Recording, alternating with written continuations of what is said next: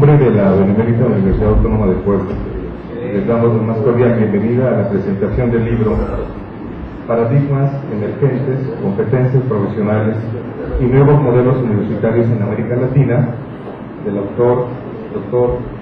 Claudio Rama Vitale. En la mesa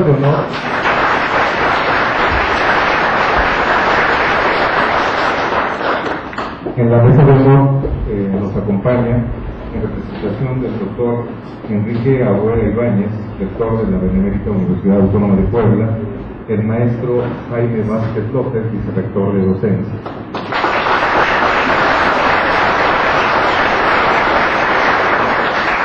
Y también está el doctor Claudio Rama.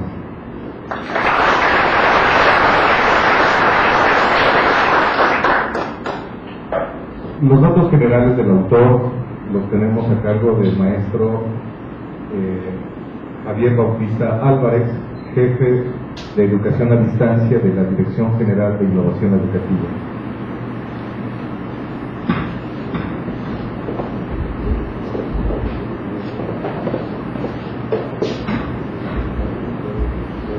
Buenos días. Maestro Jaime Vázquez López, vicerrector de docencia de la Benemérita Universidad Autónoma de Puebla, doctor Claudio Rama Vitale, amigo de esta casa de estudio y público en general. Es un honor para mí presidir la presentación de esta obra que refleja un profundo trabajo de investigación sobre los modelos de enseñanza y de educación superior en América Latina. Este es un trabajo que sin duda contó con el apoyo de diversas instituciones y universidades de toda América Latina, desde Venezuela y Colombia, pasando por Bolivia y Perú, hasta llegar a Uruguay, país de origen del autor, y culminando con una larga y fructífera labor de investigación y colaboración en México. El doctor Claudio Rama, quien ha realizado este trabajo, es uno de los investigadores de educación superior más sobresalientes en toda Latinoamérica. Su formación académica es diversa, ya que cuenta con estudios en economía, en derechos de autor, en marketing, en informática, en ciencias de la educación, entre otros. Ha colaborado en diversas universidades en toda Latinoamérica como profesor investigador, como consultor, y entre los cargos más importantes que ha desempeñado ha sido director del Instituto Internacional de la UNESCO para la Educación Superior en América Latina y el Caribe, con sede en Caracas de 2001 a 2006. En su natal Uruguay ha fungido como director del Instituto Nacional del Libro, director del Sistema Nacional de Televisión y vicepresidente nacional y vicepresidente oficial de difusión, radio, televisión y espectáculos. Actualmente es decano de la Facultad de Ciencias Empresariales de la Universidad de la Empresa en Uruguay, investigador categorizado en el Sistema Nacional de Investigadores de la Agencia Nacional de Investigación e Innovación del Uruguay y director del Observatorio de la Educación Virtual en América Latina, el Virtual Educa. A lo largo de su carrera ha escrito 17 libros y participado como editor en 6 más. Ha publicado un sinfín de ensayos y artículos, ha recibido premios en literatura y educación, además de 26 reconocimientos de instituciones académicas, destacando la designación como doctor honoris causa de la Universidad Nacional Mayor de San Marcos del Perú. Hoy, este grado de la educación superior nos trae su más reciente obra, editada con el apoyo de la Vicerrectoría de Docencia de la Benemérita Universidad Autónoma de Puebla, a la cual ha titulado Paradigmas Emergentes, Competencias Profesionales y Nuevos Modelos Universitarios en América Latina. A lo largo de las páginas de este libro, el lector podrá encontrar una interesante reflexión sobre las necesidades educativas y de desarrollo profesional que se presentan en América Latina. En 11 capítulos o ejes rectores, el doctor Rama nos lleva de la mano por toda la problemática educativa, contextualizando las necesidades de cambio, así como la detección de oportunidades y fortalezas. Propone nuevos paradigmas y nuevos modelos educativos basados en competencias profesionales y que se apoyan fuertemente en las tecnologías de la información y la comunicación. En el libro del doctor Rama enfatiza la importancia de la educación de la calidad y la necesidad de la actualización constante por parte del profesional, puesto que el conocimiento es dinámico. Todos estos puntos resultan, para quienes estamos involucrados en el proceso de formación de profesionales, claves en el desarrollo de la nueva educación, que en un futuro nos guiará a un cambio social que beneficie a todos los latinoamericanos. Sin duda, paradigmas emergentes, competencias profesionales y nuevos modelos universitarios en América Latina resulta un texto de lectura obligatoria para los investigadores, para los profesores, alumnos y todos quienes se encuentran de una u otra forma inmersos en la labor educativa. Es un placer y un honor. Enhorabuena, doctor. Muchas gracias.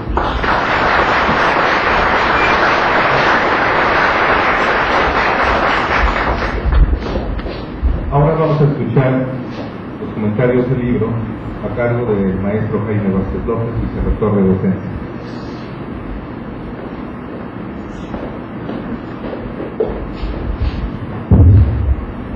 Buenos días a todos. Es un gusto estar acá con mi amigo el doctor Claudio Rama. Yo quiero agradecerle la atención al doctor Gerardo, al doctor Pedro Hugo, por facilitarnos este espacio del Centro Universitario de Vinculación para hacer esta presentación. También le agradezco la presencia de un estimado amigo, el maestro Ricardo Moreno Botello, que como no tiene que hacer, se dedica a editar libros, y él nos editó este hermoso trabajo que durante una estancia que hizo el doctor Claudio Rama el año pasado pudo concluir. Ustedes vieron en la presentación, dice Javier, Claudio es un hombre de mucha experiencia, de mucho trabajo. Compartimos además el mismo defecto de origen, que bueno, con Pedro también, la risota. Le encanta la economía a Claudio, pero desde ahí nos ha permitido mirar desde otra manera también el mundo. Muchas gracias a la gente de la UNAM, doctor, que están aquí con nosotros. También con ellos hemos aprendido bastante en términos de lo que son hoy esos paradigmas. Como introducción, ¿qué pudiera decir?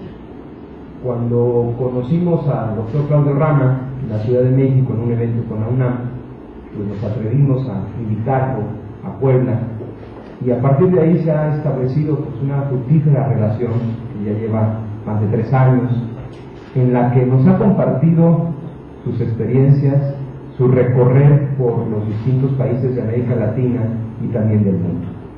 Me dijo, si quieres aprender, pues ponte a recorrer el mundo y vas a ver que hay cosas que suceden y que son importantes. Él tiene esa fortuna. Creo que al año me dijiste que al menos tienes que estar en 4 o 5 países distintos como para ver qué está sucediendo. Y entonces, bueno, pues eso le permite una riqueza vivencial pues envidiable, ¿no?, en términos de lo que está sucediendo. Antes de iniciar la plática, comentábamos en el pasillo de lo que hoy es la virtualización y de la manera tan apremiante como va avanzando, ¿sí? Es casi abrumadora la forma que hoy vemos cómo se están presentando lo que anteriormente era un esbozo, ¿sí? La maduración tecnológica, la nueva relación que necesita la universidad pública con el propio gobierno, el cómo atacar la cobertura, y que además nos está poniendo enfrente el gran problema que tenemos los países en América Latina, esta relación inversa entre educación superior y capacidades técnicas, ¿sí? Tenemos en México una gran brecha donde la gente que no entra en educación superior pues prácticamente está fuera de conocimiento, y los que están en educación superior poco vinculados a las necesidades que tiene la sociedad. Y estamos hablando de necesidades más allá de lo que luego aportamos propiamente como mercado o cuasi mercados. Para concentrarnos en el libro, ¿qué hay que decir? Primero, que esta es una experiencia. Decía el doctor, vino con nosotros, se tomó unos 3 meses de trabajo acá en Puebla, en las caminatas que hizo allá en el Parque del Arte, le permitió pues reflexionar y afinar algunas algunas cosas. Entre ellas, y nos lleva a la creación de este libro, denominado Paradigmas Emergentes, Competencias Profesionales y Nuevos Modelos Universitarios en América Latina. ¿Qué es lo que encontramos? Lo primero que salta a la vista es lo que muchas veces nos hemos negado a aceptar en las universidades: la educación de nuevos hijos, ¿sí? Y en ese sentido el libro representa una valiosa aportación a la educación que demandan el desarrollo y los servicios que las instituciones deben ofrecer a los estudiantes para formarlos en competencias que les permitan alcanzar un desempeño pertinente y contribuir a la construcción de sociedades modernas, democráticas, competitivas y solidarias. Ese primer párrafo, hace 10 años, ya hubiera habido varios sombrerazos aquí adentro al hablar de esos conceptos, ¿sí? Estamos señalando competencias, ¿sí?, pertinencia y contribución que tiene que tener la institución y sus egresados hacia una sociedad mejor. Decía que hubiera generado escozor por los términos, por los compromisos. Sin embargo, hoy son la cuestión imperante en cualquier punto del continente. Y si algo se está presentando en América Latina, es ese despertar a la contribución de la educación a la construcción de una sociedad mejor. En ese sentido, el libro nos permite un recorrido desde diversas perspectivas y teorías del desarrollo de la educación superior en las últimas décadas. Destaca la importancia del conocimiento y los nuevos paradigmas educativos que responden a la demanda de calidad académica y atienden a la necesidad de formar capital humano con competencias específicas para los actuales mercados de trabajo. Este también es un cambio fundamental.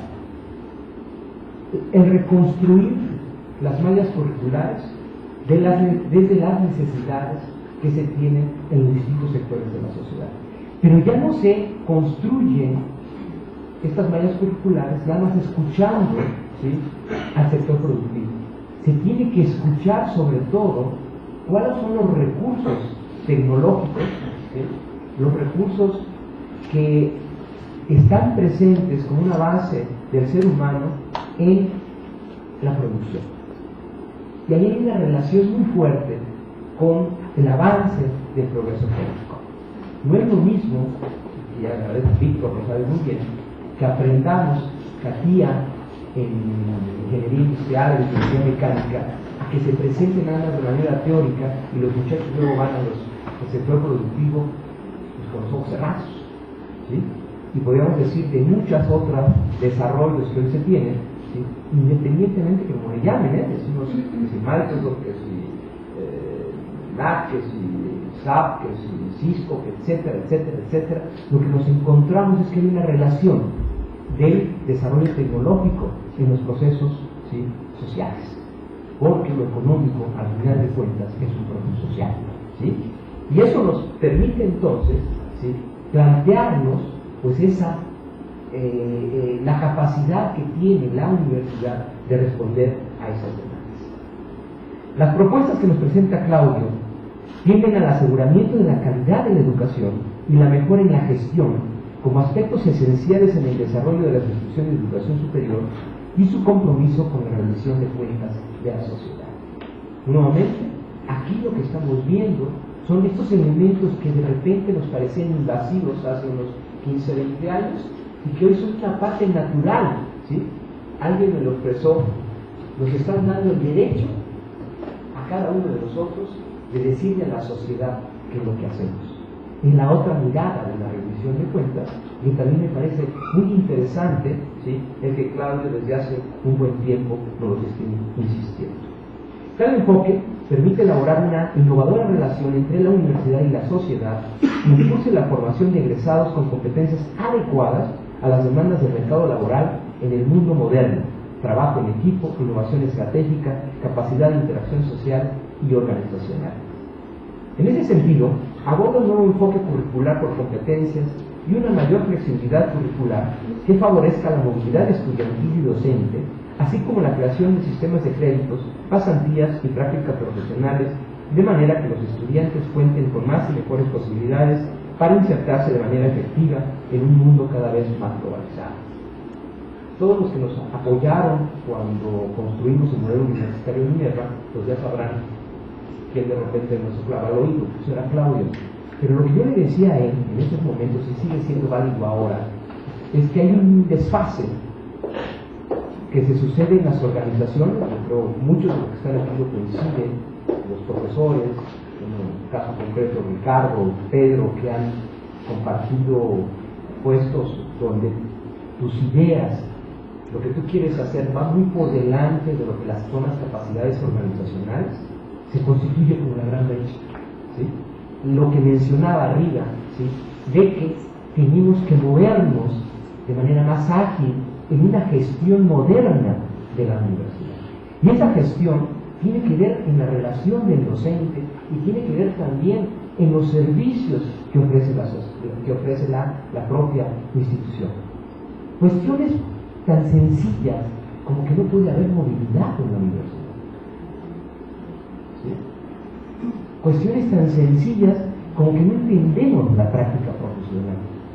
Cuestiones tan sencillas que la parte de investigación en los proyectos que realizan aquí en la UAM nos cuesta trabajo ubicarnos en el marco del impacto social. A eso se refieren estos conceptos que hoy están viviendo, ¿sí? Que estamos viviendo, y que nos habla de esa necesidad de agilizar la organización, ¿sí? Hacia nuevos derroteros. Pero cuando hablamos de agilizar, no es que suceda por decreto. Ese es el gran problema también, ¿sí? Necesitas renovar tus capacidades, reentrenar tu organización para poder hacer planteamientos de esta naturaleza. Porque regularmente terminan nada más en meras propuestas que cuesta mucho trabajo concretar, y de repente, como sucede mucho en América Latina y en particular en México, tienes como 1000 propuestas, ¿no? ¿Sí? Cada cabeza es un mundo, tiene una idea muy particular, y si no la ve reflejada, difícilmente la asume. Entonces, en ese sentido, ¿sí? El planteamiento, ¿sí? tiene que llevarnos, ¿sí? a asumir, pues, esos retos. En cuanto se refiere a los impactos de avances tecnológicos en el proceso educativo, considero indispensable impulsar programas de educación a distancia que permitan fortalecer las competencias informáticas de los estudiantes, así como ampliar la cobertura y la equidad para brindar posibilidades de desarrollo a miles de personas sin importar las fronteras geográficas, lingüísticas y culturales. Recuerdo que cuando platicaba con Claudio, veíamos a una persona que, bueno, merece todo mi respeto, un presidente chileno de primera categoría, como fue el doctor Ricardo Lagos, que hace bastantes años planteó que el reto de América Latina no era la pobreza. El reto mayor que teníamos era cerrar la brecha del progreso técnico. Y se refería sobre todo a las tecnologías de información y comunicación. Si no atacamos por ahí las brechas que va a haber en esto que le mencionamos al principio, de construir una sociedad, ¿sí? independiente, autónoma, ¿sí? de decisión, se va a ver cada vez más lejos. Y me pregunta, más bien le respondo yo a lo que decía el doctor Ricardo Lagos, y México tiene serios atrasos en ese sentido. Cuando vemos los datos, ¿sí? de cobertura que tenemos y lo relacionamos también con cuestiones tan simples como el ancho de banda que tenemos en México comparado con Perú, se van a sorprender. A la velocidad que nosotros podemos acceder a la información, a la que se presenta en otras sociedades, es distinta. Y en esa consecuencia de lo que planteó el doctor Ricardo Lagos, si ahora vemos la propuesta que está haciendo el presidente Piñera en Chile, ¿sí? vemos un diseño de política pública de combate a la pobreza a partir de transferencia de recursos de la sociedad, pero sobre compromisos de esos grupos, y uno de los compromisos es su incorporación al progreso técnico. ¿Sí? Esto nos lleva realmente a una reflexión que creo que vale mucho la pena insistir, ¿sí?, en nuestra institución también, en términos de las capacidades que tenemos para realmente abordar, ¿sí?, una mayor flexibilidad, una pertinencia de nuestros programas. ¿Qué nos dice Claudio?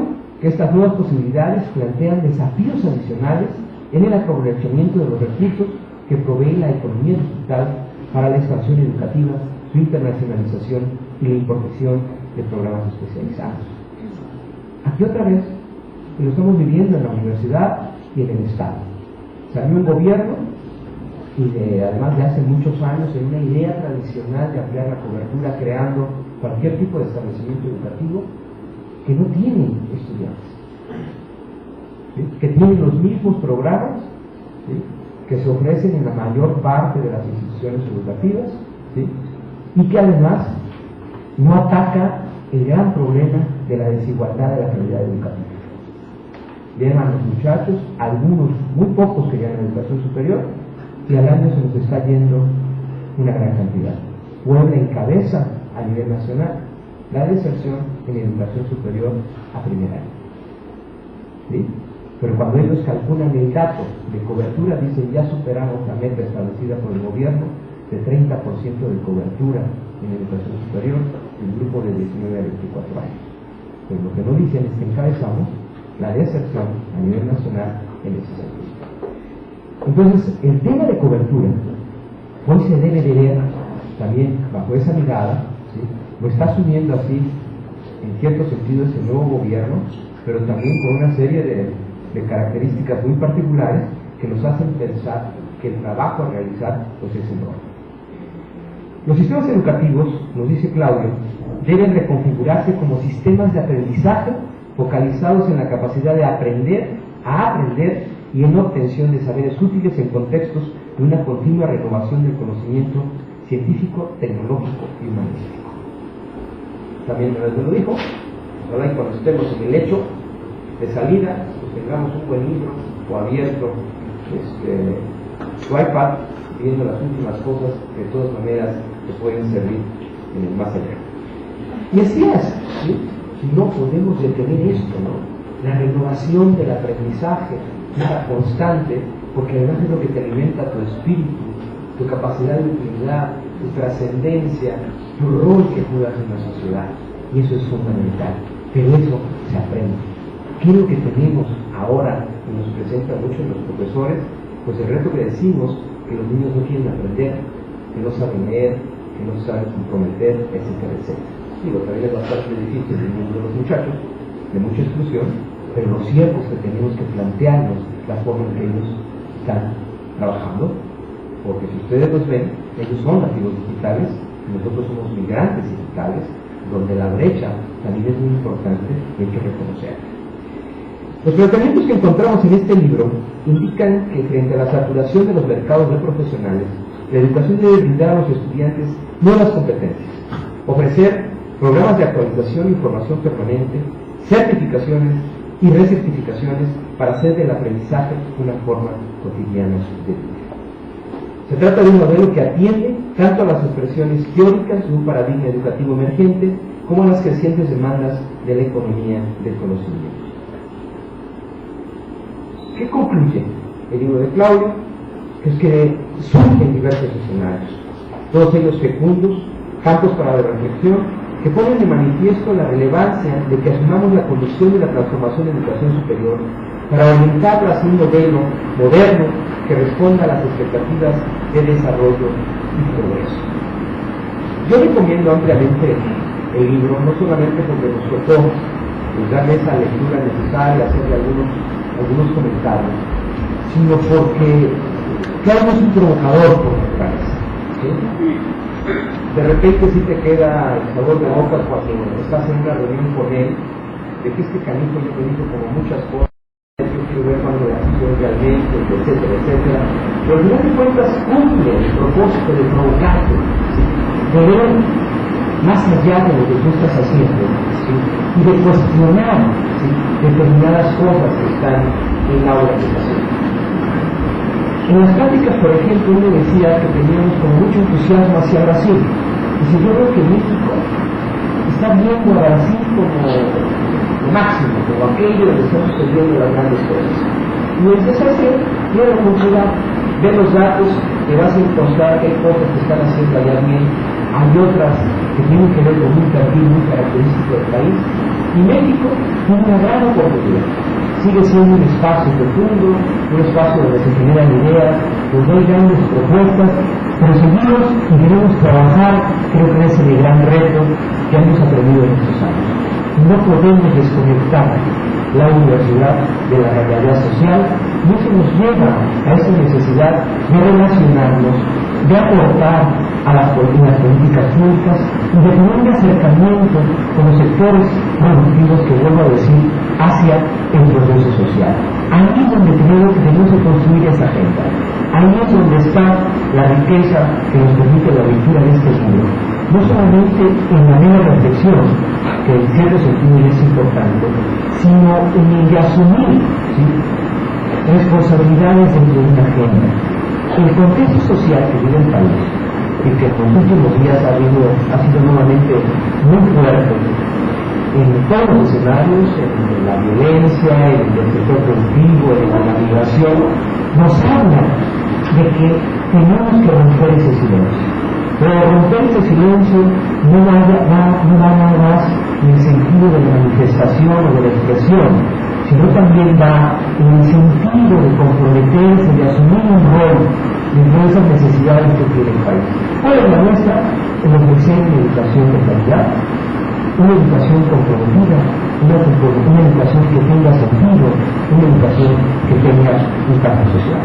Yo le agradezco mucho a Claudio la confianza de que este libro se editara en la universidad.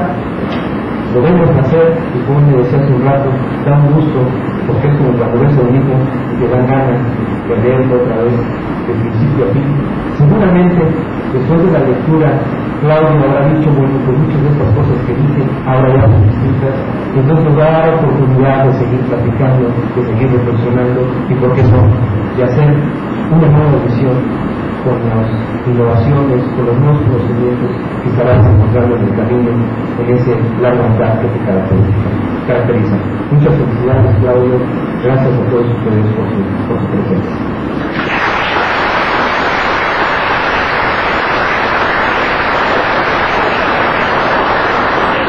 Muchas gracias, Jorge.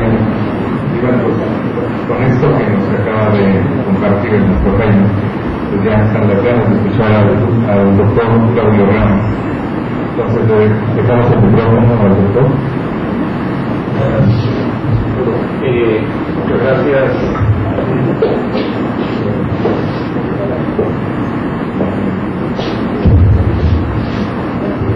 Los libros ¿no? ¿Sí? Hola, ¿sí? Esa frase muy manida, los libros son los hijos, ¿no? Lo interesante de los libros es que siempre es una historia de un libro. De alguna forma, usted tenía tiempo largo investigando y un tiempo largo preguntándome. Recorriendo la región, yo recorro la región poco más de 5, por desgracia, son 10, 12 países por año y unos 200 días al año. Y efectivamente, en la región voy viendo los enormes niveles de cambio. ¿Para dónde vamos a tocar? ¿Hacia dónde se está moviendo el sistema universitario? ¿Hacia dónde estamos pasando de aquellos modelos arquetipos de la universidad tradicional latinoamericana? Esa es la pregunta. La pregunta es, algo se está moviendo. Y se está moviendo en todos los países. Es distinto, pero en todos hay una cierta tendencia a algunos cambios. Tuve la oportunidad, en algún contexto, de venir y estar con Jaime, con mi invitación para poder compartir con la universidad y ver también el proyecto Minerva, y sentí que de alguna forma lo que estaba haciendo Minerva, la reflexión del proyecto Minerva, era otro elemento más de esas tendencias de cambio que se estaban produciendo en la región. En ese sentido, una muy agradable invitación que me hizo el amigo Vázquez para hacer un visiting profesor a la universidad, y estuve 3 meses instalado. Pocos días podía salir a caminar, uno tiene más tendencia a leer y al café, y con tanto Jaime como también con el amigo Alfredo, que íbamos a caminar, pocas veces lo hicimos, y yo más que todo estuve concentrado 3 meses escribiendo y dando una conferencia. Y lo que quise hacer, y ya venía trabajando durante un año, era, bueno, veamos en el tema de competencias, que es el currículum. Estamos cambiando de un currículum de contenidos a uno de competencias. Veamos un posgrado, estamos pasando de una universidad solo terminal de grado para incorporar el posgrado. Veamos los créditos, estamos pasando de un modelo que fija las horas a un sistema de créditos que permite la movilidad.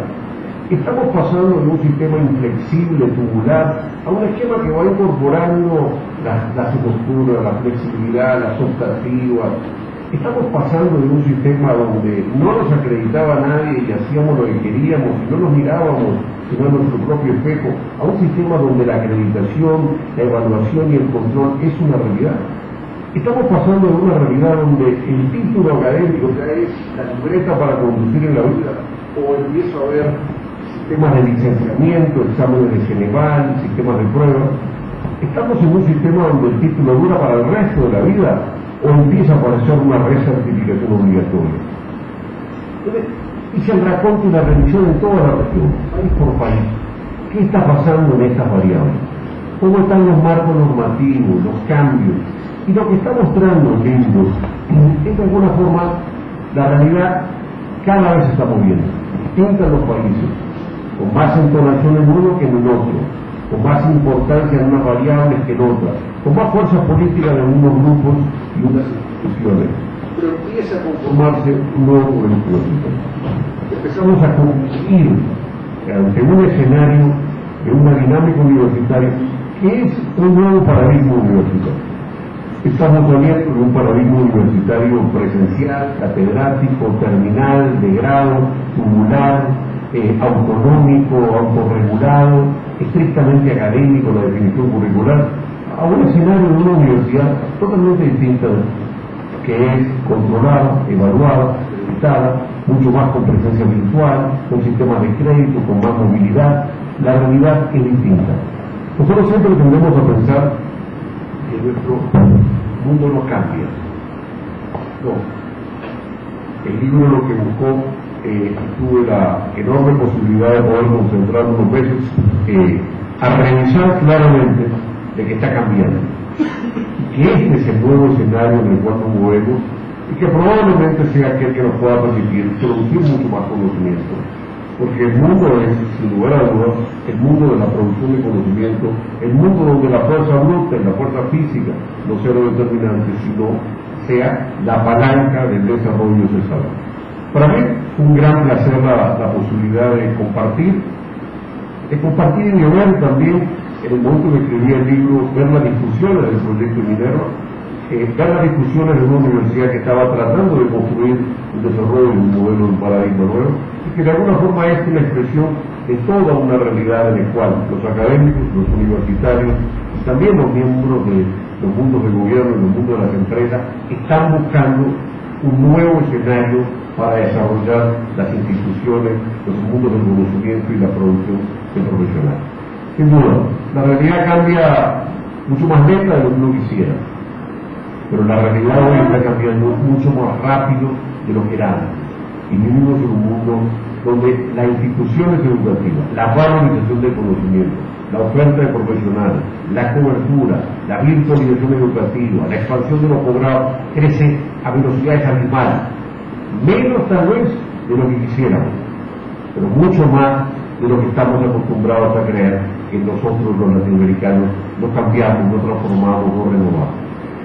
Es un lindo placer, un nuevo libro, es un lindo placer la circunstancia de que de alguna forma esté editado por una significativa e importante institución de aquí de Puebla.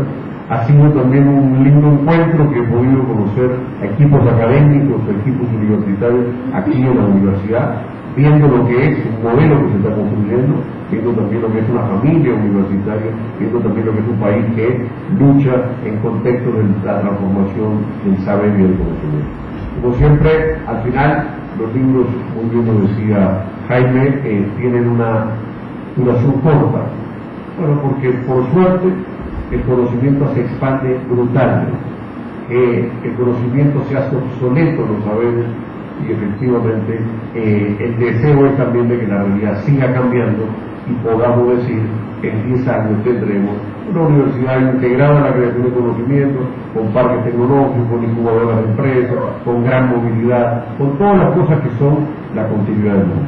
De alguna forma, vuelvo a agradecer, ya bien no nos ha podido acompañar aquí Fabiola López, la directora de la Dirección General de Innovación Educativa, que ha sido también artífice fundamental de la invitación, de la posibilidad de colaborar con la universidad, de la posibilidad de poder hacer esta reflexión y de cotejar las ideas, confrontar las ideas, que de alguna forma, más allá de la investigación, es de un enorme esfuerzo de estar recorriendo la región, de sentirme un latinoamericano, de sentirme un buscador de cómo el mundo latinoamericano está construyéndose y que de alguna forma somos un continente en ciernes.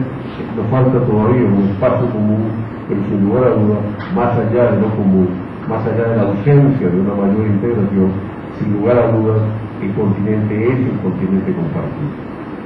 Fabiola ayudó a la producción del libro, ayudó a mi estadía acá, y de alguna forma una pena que hoy, circunstancia de la violencia jurídica que fue intentada robar, justo hoy en la mañana en México, en el DF, la obligaron a tener que ir allí, pero en todo caso está con nosotros en términos de por mí el agradecimiento y nuevamente también a todo el equipo que ha permitido en esta estadía que tuve de 3 meses encerrado trabajando, el enorme agradecimiento cuando al final llegue un libro. Ustedes serán los que dirán en qué medida estos nuevos paradigmas, que son teorías de hace muchos años, pero hoy en realidad ya acá más concreta, que están ante nosotros. Muchas gracias a ustedes.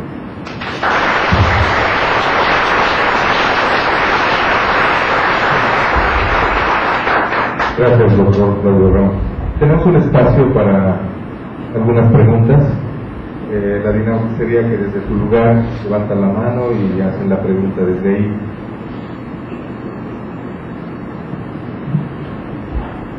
Doctor, buenos días. Tengo dudas respecto de qué se entiende por paradigma emergente, si me hace favor. Nosotros tenemos el concepto de paradigma fue inventado o desarrollado por Kuhn. Es su libro más conocido, La Revolución Científico-Técnica, pero su producción intelectual es vastísima.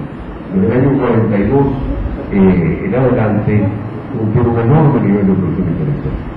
Él plantea un modelo que cambió la ciencia, que es no hay ciencia, hay paradigmas, no hay verdad, hay aproximaciones a la verdad. Esa vuelta de alguna forma de las concepciones positivistas y de un cientificismo a ultranza que teníamos antes, de alguna forma empieza a mostrar en su modelo que es, nos vamos acercando a las verdades y no sabemos si es la teoría de cuerdas o la teoría del agujero negro, no sabemos cuál es la verdad que logra explicar. Y en cada momento hay un nuevo conjunto de ideas, un nuevo paradigma que está irrumpiendo como elemento explicativo. Lo que yo no quiero decir que estamos ante un nuevo modelo educativo completo, lo que creo que estamos ante un paradigma emergente. Pero además del tema práctico, lo que yo en el libro sostengo es que teníamos un conjunto de visiones sobre la creación y transmisión del conocimiento, de cómo se aprendía, de cómo se educaba a la gente.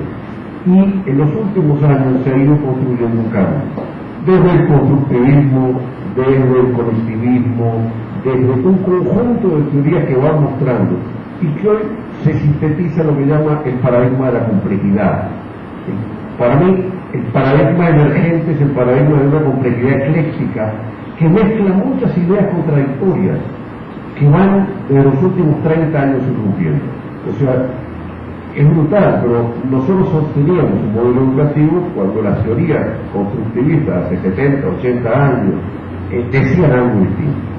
Hoy, de alguna forma, hay una síntesis de un conjunto de ideas que la academia teóricamente las aceptaba, pero la práctica seguía igual.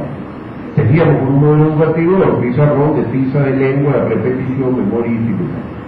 De alguna forma, lo que yo visualizo no es solo la realidad latinoamericana está cambiando, sino que están cambiando nuestras ideas.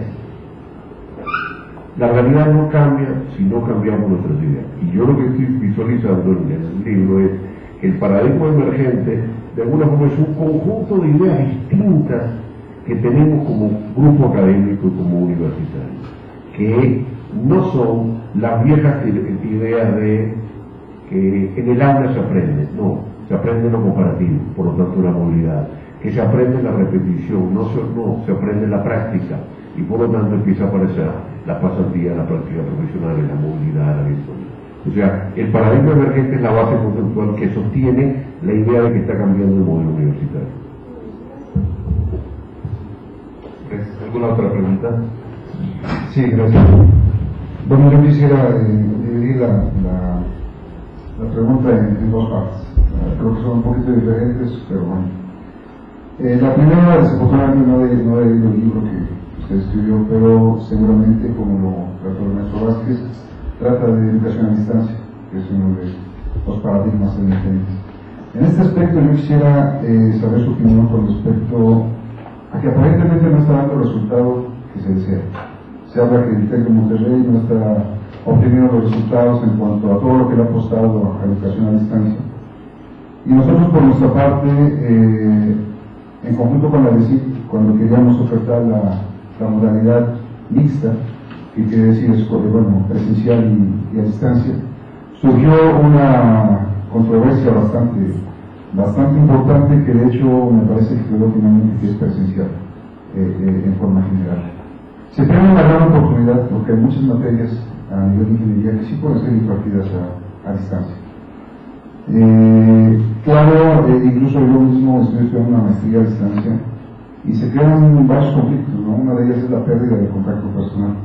De repente quiere uno aclarar cuestiones y quisiera tener al maestro enfrente, ¿no? Para poder resolver dudas, inconformidades, etc. Y esta frialdad de los sistemas a distancia crea una inconformidad, pienso yo, en mi parecer, ¿no? Sin embargo, estoy convencido que tiene muchas ventajas. Yo quisiera saber en ese aspecto su punto de vista. Y en segunda parte, creo que usted lo acaba de comentar, que el cambio precisamente debe venir por parte y principalmente de los profesores. Actualmente entramos en conflicto con los organismos evaluadores al exigirnos prácticamente de que haya posgrados en los diferentes programas educativos, y generalmente los posgrados en el área de ciencias exactas, no lo sé en otras áreas, también son muy rígidos. El profesor se vuelve demasiado rígido, pierde un poquito a mi consideración la realidad de los estudiantes actuales, de jóvenes de 18 o 20 años, que han tenido otro sistema educativo al que nosotros tuvimos, que han tenido otros exigencias mismas de la política educativa que nosotros tuvimos, y que de repente es una diferencia tremenda que se complica. Por lo tanto, también quisiera saber de qué manera se aborda esto en el libro, y tratando por último el tema de movilidad, también he platicado con aquellas autoridades que no han permitido de que los principales personajes que se deben mover son los maestros, porque como usted bien dice, el conocer 2, 3, 4, 5 o 6 países nos da una variedad de ejemplos y nos deja ver lo que estamos haciendo bien, pero también lo que estamos haciendo mal. Y también en ese aspecto, usted que conoce tantas instituciones, sobre todo la nuestra, el UAP, hay muchas limitaciones para que los profesores nos podamos mover en cuanto a contrataciones, en cuanto a tiempos, etc. Y sin embargo eso no se puede cambiar porque es toda una burocracia, pero a lo mejor hay una salida emergente para que esta movilidad se pueda dar. Eso sería, aunque es una pregunta demasiado grande, pero espero saber sus comentarios. Gracias. Yo lo voy a invitar a que lea el libro, porque en el tema del primer tema de que se plantea que la educación a distancia es un capítulo, y hoy hasta está de subtema, que es la pregunta: ¿la educación a distancia es una expresión del nuevo modelo socioeconómico? Eso es una posibilidad. Hoy estamos virtualizando todo. la máquina fotográfica, la producción de vehículos, el consumo de miles de productos. O la educación más virtual es un nuevo modelo educativo, un paradigma nuevo educativo. De alguna forma, aquí hay una gran discusión que es, vamos a tener una educación virtual de masas, barata, y una educación presencial cara de élites, como fue con el tema cultural. Pensemos el ballet, la ópera y el teatro, los consumos culturales caros, presenciales, y nosotros accedemos a la cultura hoy, después de la gran revolución de las industrias culturales, a través de la radio y la televisión y el cine. Lo que yo sostengo en el libro es que, más allá de que todavía estamos en un modelo blended learning por la diversidad de las tecnologías en curso, la educación a distancia es el mejor mecanismo para adquirir las competencias informáticas e informacionales. O sea, el libro tiene un enfoque por competencia, en el sentido de que cuál es la mejor modalidad educativa está dada en función de cuál es el aprendizaje efectivo y cuál es el aprendizaje en función de competencias. Entonces, yo creo que de alguna forma, y lo plantea el libro, es estamos en una transición, porque el libro lo que hace analiza la realidad como se está moviendo en América Latina, hacia un modelo menos presencial. Todavía el semi-presencial, el blended learning dominante, pero avanza también cada vez más el virtual. Y hay resistencia, sin lugar a dudas. Pero hoy lo hablamos justo con el maestro Jaime, las resistencias se están cambiando. En el 90 había una resistencia, a principios del 2000 había otras y hoy hay menos. O sea, estamos empezando a aceptar lo que es también el cambio de la tecnología. O sea, las tecnologías están cambiando significativamente. La segunda referencia entonces es el tema de movilidad. Mire, tú digo, en Europa, en Australia y Nueva Zelanda y programa de 3 países, hicieron estudios y verificaron que esas instituciones en esos países medían el currículum de un profesor no por cuántos años había estado en esa universidad, sino cuántas universidades había estado. Lo mismo estamos viendo con los estudiantes. O sea, nosotros aprendemos en lo comparativo. Aprendemos buscando la quinta pata del gato. Aprendemos negando, aprendemos comparando. Siempre hay una falla. Creemos que donde estamos, que es nuestra mamá, nuestra casa, nuestra ciudad, es la mejor. Pero a medida que vamos viajando más, nos damos cuenta que no hay una única verdad, ni una mejor. Pero aprendemos comparando. Los estudios comparativos fue un invento que hizo un francés en 1810, cuando Napoleón lo mandó a investigar sobre las reformas educativas en Rusia. Vino y entonces escribió un libro que era Educación comparada Francia-Rusia en 1810. Nosotros necesitamos aumentar la movilidad. Europa tiene un proyecto que se llama 20-20-20, que no es con el 2020 me voy a la guerra, como la canción de la Revolución Española, sino espera que en el año 20 el 20% de los estudiantes hayan realizado el 20% de estudios en otro país. Ese es el gran desafío. El gran desafío es moverse siendo presencial en un espacio físico, los recursos económicos. Y eso también es los profesores. Un rector de una universidad en Barcelona dice, que era brutal, la Universidad de Barcelona dice, yo no quiero profesores de planta completa. ¿Por qué? Porque yo lo que quiero es que vengan profesores de todos lados, yo les saco el jugo, los exploto 3 meses y después que venga otro. Lo que estamos planteando es que de alguna forma nosotros necesitamos aumentar mucho más la movilidad. Sin duda, los profesores de planta de tiempo completo son fundamentales, como son fundamentales los profesores de tiempo parcial. Pero también necesitamos incorporar los sistemas de movilidad. Yo todos los años hago un visiting profesor. Lo hice en la UNAM, lo hice en Puebla, tuve el beneficio también de hacerlo en Puerto Rico, o sea, 3 veces que lo pude hacer, y es un escenario que tengo en mi vida marcado. 3 meses te voy a escapar de estar en alguna universidad, porque aprendo en eso. Nosotros tenemos que incorporar sistemas que permitan permanentemente intercambio de profesores docentes. O sea, eso hay que incorporarlo, hay que tener un escenario presupuestal, un escenario normativo, un escenario curricular, y cada vez más uno ve en los programas europeos, en el Erasmus y en los convocatorios de las universidades europeas, cada vez que venga un profesor, 2-3 meses, da 50 cursos. Estados Unidos lo tiene mucho. Un amigo está en Madison dando un curso de 3 meses. Ese es el sistema. y de alguna forma, pero implica, solo se mueven si tienes estándares internacionales, si tienes currículos internacionales, si tienes redes internacionales de participación. De alguna forma, la construcción de las redes, participar en programas alfa, presentarse en convocatorias, inventar. México, por ejemplo, no para alargarme, tiene una falla para mí, que Colombia, por ejemplo, la tiene muy buena, ¿ves? Las comparativas. Aquí el sistema de incentivo a los investigadores es individual. En México en Colombia es equipos de investigación. Esto va a aumentar las redes. O sea, nosotros debemos construir redes nacionales y redes internacionales, porque la red que es capilar permite la movilidad. Pero en todo caso, creo que es un gran desafío. El libro no toca los temas propiamente de la movilidad, sí toca los temas de la pasantía, pero el tema de la movilidad no es una de las variables, porque no es una realidad hoy. O sea, es un deseo, es la nueva reforma que debemos hacer en América Latina. Muchas gracias, doctor. Parece que hay otra pregunta, y con esta estaríamos terminando la presentación del libro. Perdón, me quedaron el chisme.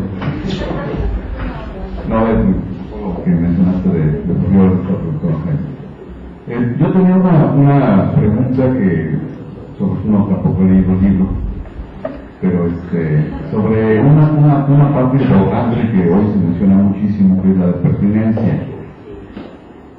Y aquí me gustaría saber su opinión sobre la pertinencia, pero no cómo está cambiando eso a nivel local e individual en disciplinas, en carreras, inclusive en algunas áreas, sino cómo se ve la pertinencia de la oferta educativa en América Latina.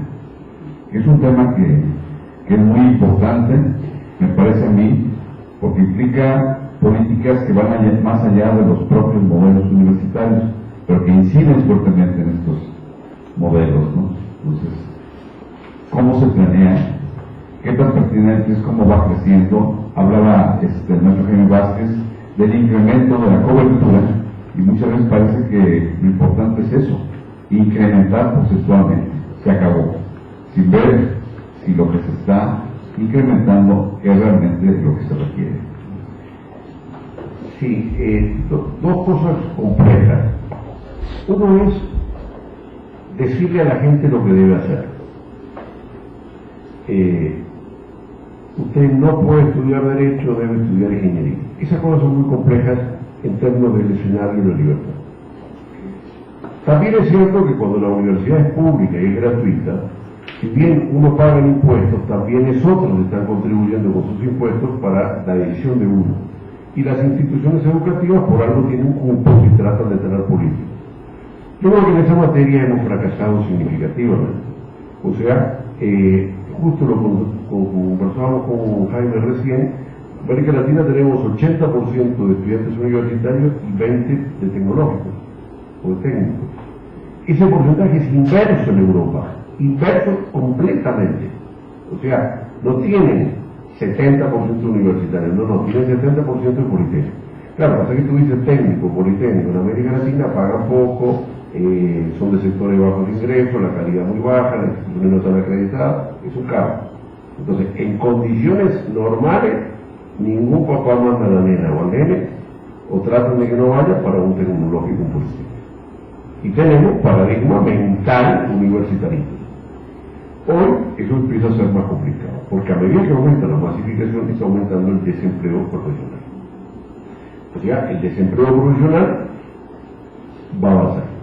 De alguna forma yo creo que nosotros estamos construyendo el ejército industrial de reserva profesional, siguiendo un modelo más. O sea, a finales del siglo XXI no va a haber quien no sea profesional. La clase obrera vamos a ser profesionales.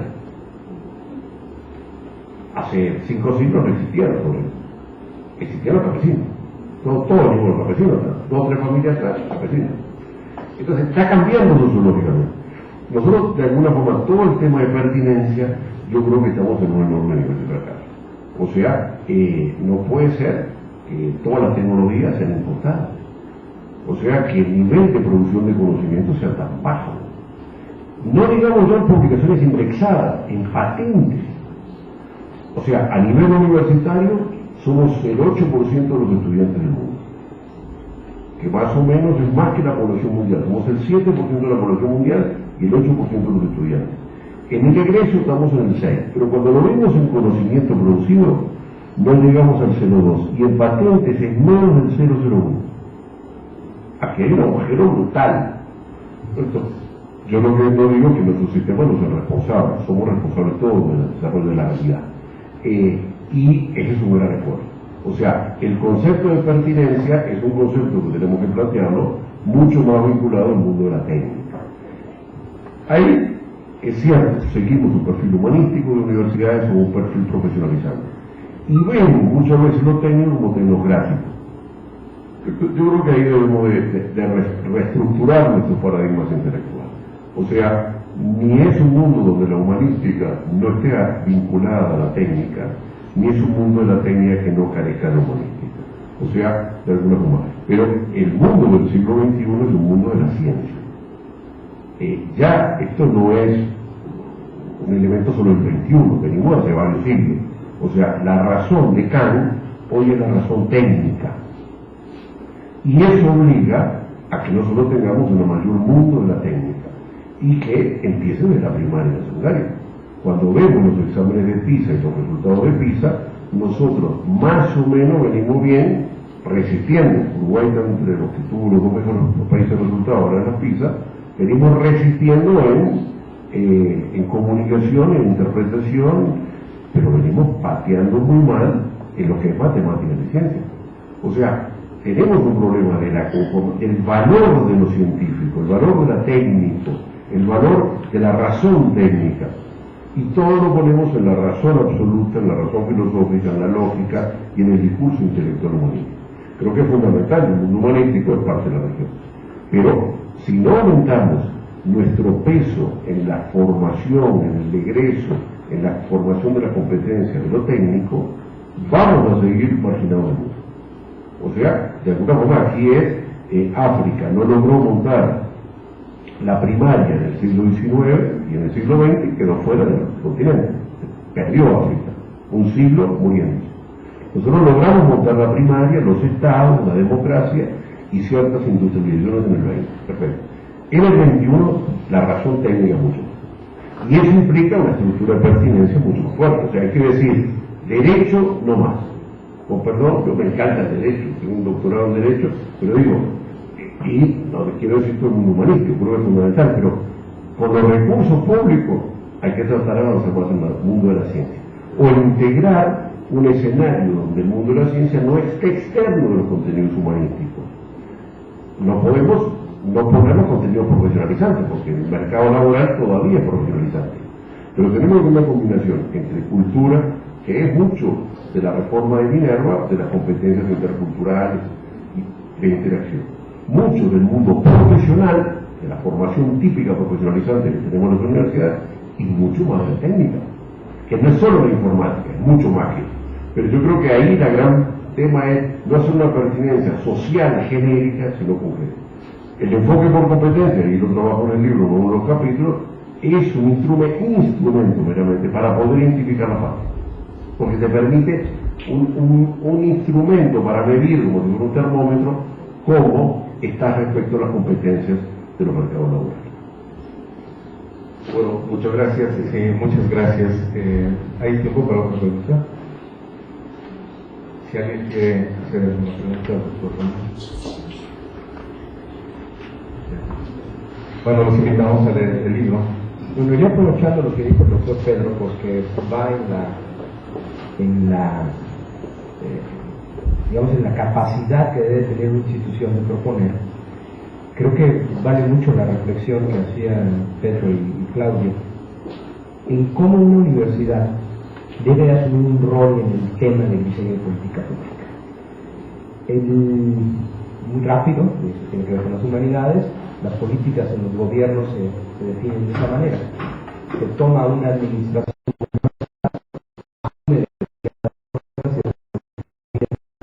cuando hay un involucramiento, cuando está pensando un poco más allá, se habla de una política pública muy concreta.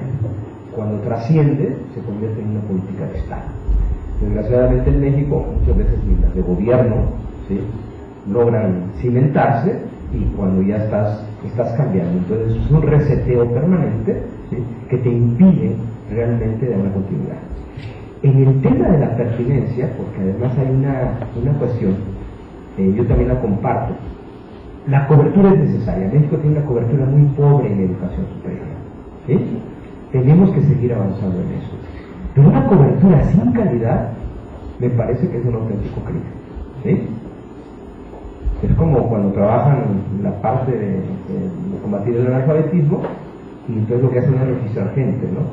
La suben a un sistema, pero cuando hacen las evidencias resulta que la gente no sabe leer ni escribir, ¿no? Entonces eso me parece que es antinatural para una idea de desarrollo. ¿Cuál es el problema de la universidad pública? Es sujeta a una presión social impresionante, ¿sí? Aunque tenemos muy buen número de programas en ingeniería, la vez más grande, 13.000 estudiantes, hay 5.000 aspirantes al año, más o menos 6.000 estudiantes a un programa que es sumamente complejo, que es el de medicina. 6.000. En esos 6.000 muchachos quiero decirles que al menos 2.500 son excelentes estudiantes que podían estar en otros programas educativos, sin embargo traen esa convicción de movilidad social de que por ahí van a hacerlo. Y el segundo programa es Derecho, precisamente, y te vas a administración de empresas turísticas, gastronomía, etcétera, etcétera. Algunos de ellos tienen sentido porque hay vocaciones productivas de servicios, pero hay otros que no. Recién estamos trabajando con cuestiones de medicina, y el salario que tiene un muchacho que no hace especialidad, que además son muy poquitos los que llegan a la especialidad, pues les da para vivir, 6.000, 7.000, 8.000 pesos mensuales durante años y años y años, ¿no? Entonces eso te plantea un reto. Esto que decía Claudia, yo lo he escuchado de algunos directores, ¿no? No hagamos esta carrera este año, ¿sí? La presión social no nos ha permitido hacerlo. Pero si logramos nosotros plantear una política pública que vaya en ese sentido, las cosas podrían ser diferentes. Porque ¿qué hay? Entonces entra la desregulación y estás creando, pero creo que hay 160 instituciones educativas en Puebla que ofrecen derecho. 160. ¿Se imaginan lo que es eso? ¿Sí? Seguramente va a haber muchos talentosos, pero la mayoría no, ¿sí?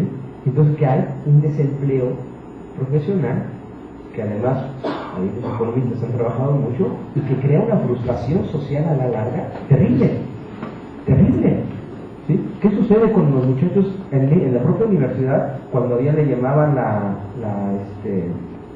segunda elección? ¿Sí? Que decían, ¿sabes qué? La segunda elección es, quítamela porque es la deserción total. Es el muchacho que si no se ve en medicina, en lo que está en biología, fracasa. ¿Sí?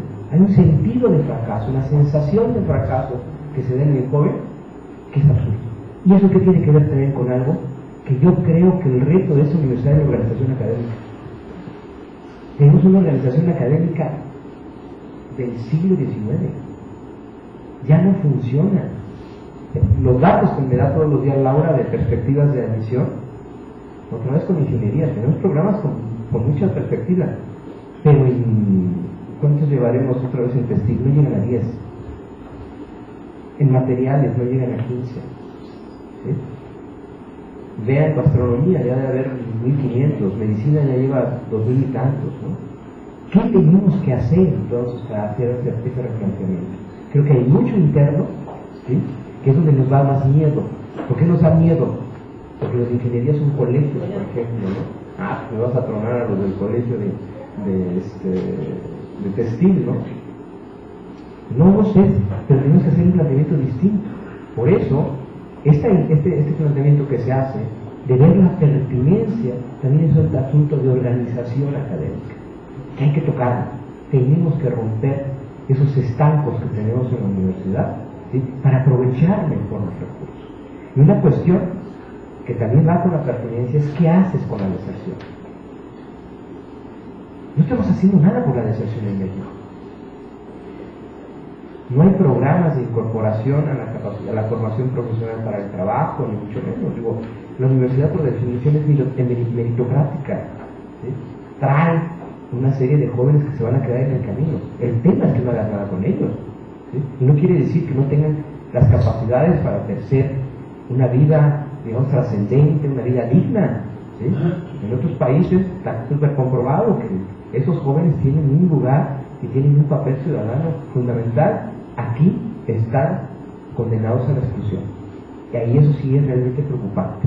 Estamos abonando mucho a la exclusión social desde las propias universidades ante nuestra falta de capacidad de replantear la organización académica y también de generar propuestas, ¿sí?, en este grupo que es la deserción.